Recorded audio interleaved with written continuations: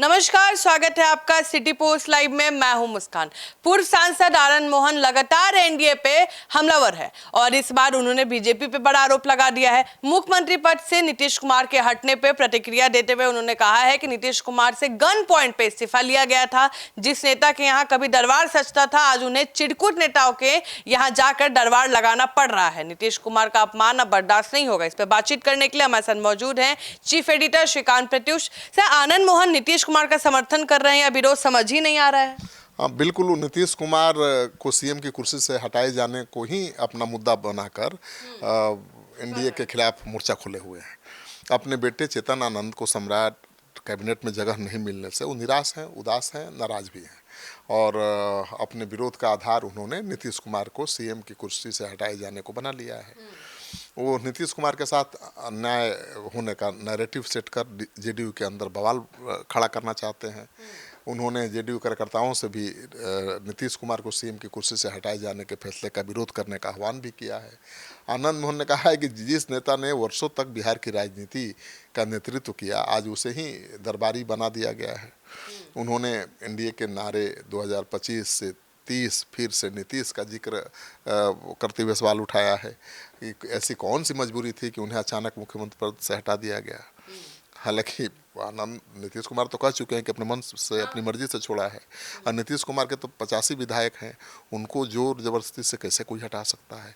Sir, उनके पास जब कम विधायक थे तब भी नहीं हटाया? 43 विधायकों वाली पार्टी के नेता थे, तब भी मुख्यमंत्री वही थे और 85 विधायक अभी हैं तो क्यों छोड़ दिया। आनंद मोहन यही सवाल उठा रहे हैं।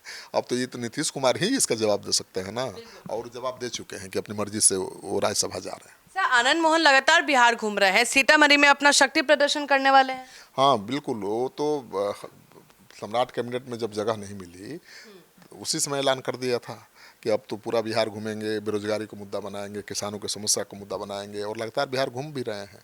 28 जून को सीतामढ़ी में महाराणा प्रताप की प्रतिमा अनावरण के दौरान पूर्व सांसद आनंद मोहन अपनी राजनीतिक शक्ति दिखाएंगे, ऐसा माना जा रहा है। तैयारी चल रही है। सीतामढ़ी के बाद पटना के गांधी मैदान में भी बड़ी रैली का उन्होंने ऐलान कर दिया है। मुजफ्फरपुर में कल ऐलान किया है। आनंद मोहन ने कहा कि उनके पास राजनीतिक ताकत और जनाधार की कोई कमी नहीं है। उन्होंने कहा कि वह डिप्टी सीएम से लेकर केंद्र तक मंत्रिमंडल बनाने की क्षमता रखते हैं, लेकिन कभी सत्ता का लोभ नहीं किया। उन्होंने कहा कि उनकी राजनीति का आधार व्यक्तिगत पद नहीं बल्कि विचार और नेतृत्व के प्रति निष्ठा रही है। आनंद मोहन ने सवाल उठाया है कि आखिर बिहार में ऐसा क्या हुआ कि सुशासन बाबू के नाम से पहचान बनाने वाले नीतीश कुमार को अचानक दरकिनार कर दिया गया। यह सवाल देश भर में पूछा जा रहा है। तो आनंद मोहन नीतीश कुमार को के कंधे पर बंदूक रख के चला रहे हैं एनडीए पर।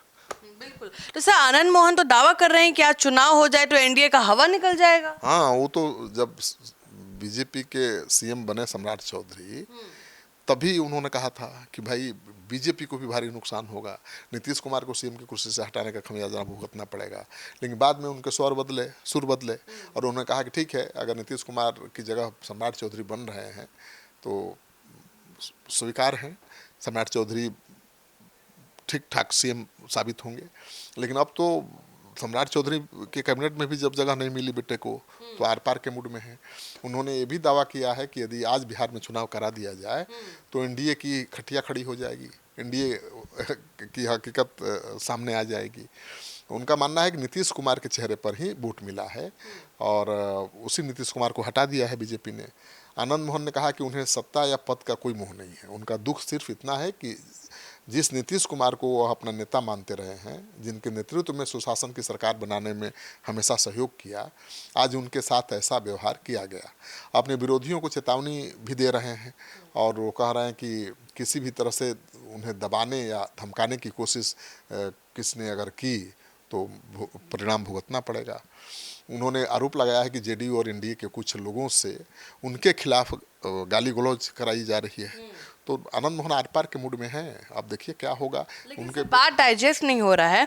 आनंद मोहन जब अपना स्टार्ट किए थे, सुर जब बदले थे उनके, तो जेडीयू वाले उनको सुना रहे थे कि अपने बेटा का देखिए, अपनी पत्नी का देखिए, वो जेडीयू में है और आप जेडीयू के बारे में बोल रहे हैं। और जब वो देख रहे हैं कि बेटा और पत्नी जेडीयू में है तो अब बीजेपी पे निशाना साध रहे हैं, तो क्या सम्राट चौधरी इतना पेशेंस रखेंगे सर? क्योंकि वो तो इतना अग्रेसिव है, इतना जल्दी वर्ड्स को लेते नहीं है। सम्राट चौधरी पर वो हमलावर नहीं है। तो बीजेपी का चेहरा तो वही है। हाँ, वो केवल नीतीश कुमार को सीएम की कुर्सी से हटाने को लेकर सवाल उठा रहे हैं, तो ये अच्छा तो बीजेपी को भी नहीं लगेगा ना।